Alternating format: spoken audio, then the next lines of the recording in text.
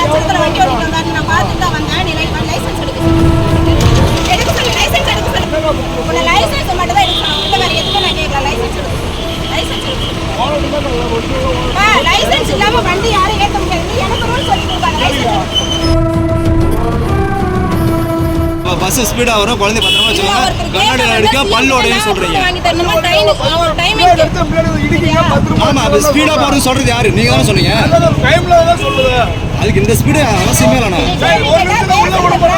பயணிகளுக்கு ஆபத்து விளைவிக்கும் வகையில அதிவேகத்துல பறந்த தனியார் பேருந்து.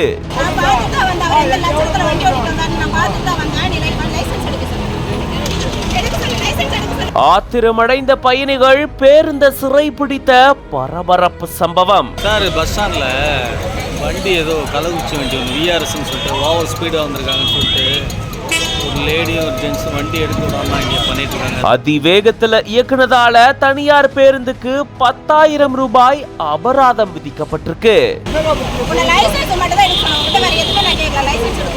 சேலத்திலிருந்து சுத்துவட்டார பகுதிகளுக்கு நிறைய அரசு பேருந்துகளும் தனியார் பேருந்துகளும் இயக்கப்பட்டு வருது. இதுல ஒரு சில தனியார் பேருந்துகள் அதிவேகத்துல மக்களுக்கு ஆபத்து விளைவிக்கும் வகையில பேருந்து இயக்கிறதா பல குற்றச்சாட்டுகள் எழுந்திருக்கு. இந்த நிலையில தான் சேலத்திலிருந்து கள்ளக்குறிச்சி நோக்கி தனியார் பேருந்து பயணிகளை ஏத்திட்டு போயிட்டு இருந்திருக்கு. அந்த பேருந்த ஓட்டுநர் அதிவேகத்துல ஆபத்து விளைவிக்கும் வகையில ஓட்டுனதா கூறப்படுது. இதனால பேருந்துக்குள்ள இருந்த பயணிகள் அச்சம் அடைஞ்சிருக்காங்க.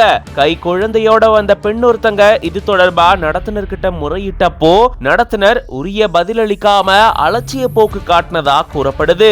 அதை தொடர்ந்துதான் இந்த பேருந்து ஆத்தூர் பேருந்து நிலையத்துக்கு வந்ததுக்கு அப்புறமா பேருந்துல இருந்த பயணிகள் பேருந்த சிறை பிடிச்சிருந்திருக்காங்க. உடனடியா ஆத்தூர் நகர காவல் நிலைய போலீசார் சம்பவ இடத்துக்கு வந்து இது தொடர்பா விசாரணை மேற்கொண்டு அதிவேகத்துல பேருந்த இயக்குனதால 10,000 ரூபாய் பேருந்துக்கு அபராதம் விதிக்கப்பட்டிருக்கு. இதன் காரணமா ஆத்தூர் பேருந்து நிலையத்துல பரபரப்பு சூழல் ஏற்பட்டிருந்திருக்கு.